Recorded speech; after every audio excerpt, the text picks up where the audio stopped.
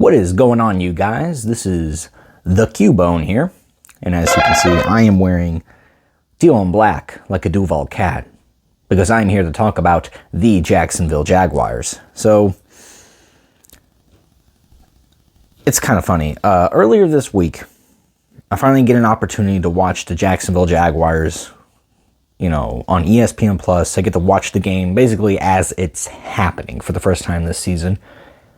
And of course, they lost, I think it was like 21-17, if my memory serves me correctly.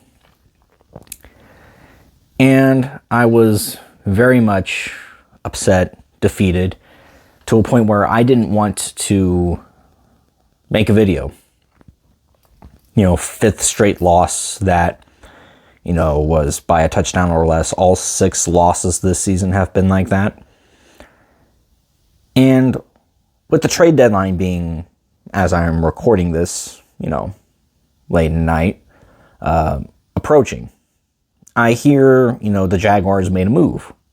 And, the word on the street was that Josh Allen, the outside linebacker, possibly could have been someone that was on the trade block. So when I heard that Jacksonville made a roster move, on the trade deadline, I figured that's what had happened.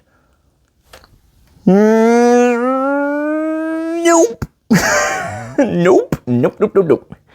As you can tell from the title of the video and in the thumbnail, the Jacksonville Jaguars made a trade, a bold move, in my opinion, going after Falcons wide receiver Calvin Ridley. And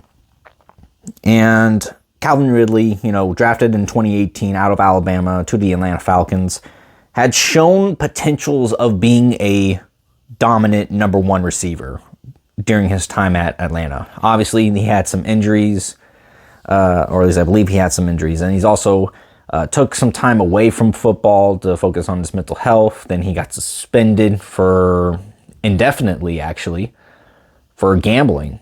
I think he was using one of the sport betting sites on football games, NFL games specifically, which is a big no-no. So he's not going to be available for us this season. However, I'm assuming he's going to get reinstated at the start of the 2023 season.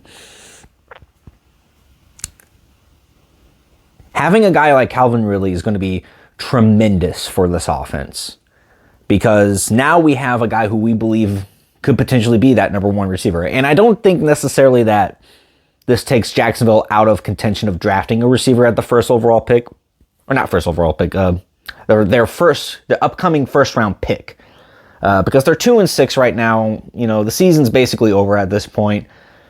I'm upset by that, yes, but acquisition like this is very key for this team, because if you look around the league, you see this happen a lot recently. Josh Allen, for example, with the Bills, when they traded for Stephon Diggs in his 3rd season, took tremendous steps. You see what happened with A.J. Brown in the Philadelphia Eagles. Jalen Hurts took a big step, and that team's 7-0 right now.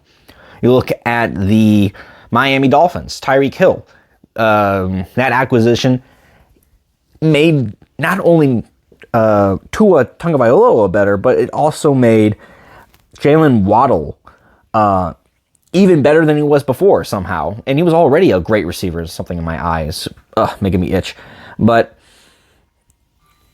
and there's some other good examples of you seeing a team in their 2nd or 3rd year with a young quarterback going out and being aggressive and getting them some sort of number 1 wide receiver. Sometimes it's through the draft, like Jamar Chase, for example, or more frequently, more likely, they had to make a trade to acquire one. Now, again, like I mentioned, Calvin Ridley not going to be available for the Jaguars this season because he is suspended, but starting next season, I think he's going to have a big impact for the Jaguars offensively, because it's going to make Christian Kirk a lot better. It's going to make Zay Jones a lot better. It's going to make Travis Etienne a lot better. It's going to make Trevor Lawrence look a lot better.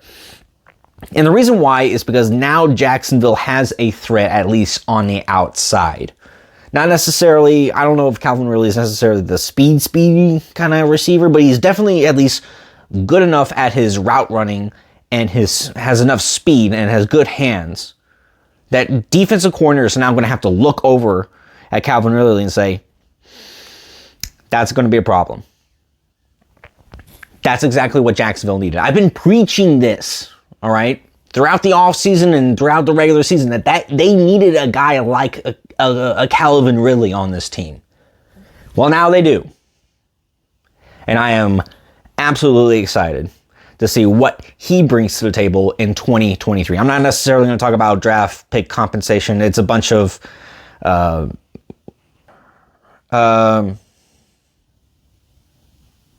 drawing a blank. I am really drawing a blank. What are they called? Conditional. They are conditional draft choices. So there's no point of me talking about, oh, well, they gave up this and that for, a guy who's suspended. Well, we don't know exactly what those draft picks are going to be until Calvin really gets onto the football field. So with that being said, folks, I'm super excited. I didn't know if I was going to actually be able to make a video this week because I got some stuff going on in my life right now. I'm trying to find a place to move into. So I don't know how frequent I'm going to be able to get these videos out, but today, literally I went out and looked at an apartment and then look at my phone after I'm done, and I see that the Jaguars got Calvin Ridley. And I said, well, I got to talk about this. I have to talk about this. But enough of that, folks. I kept you here long enough. I hope you guys enjoyed the video. Don't forget to like, comment, and subscribe, and tell me in the comments section down below what you guys think about the Jaguars acquiring Calvin Ridley. I'll see you guys in the next one. Take care.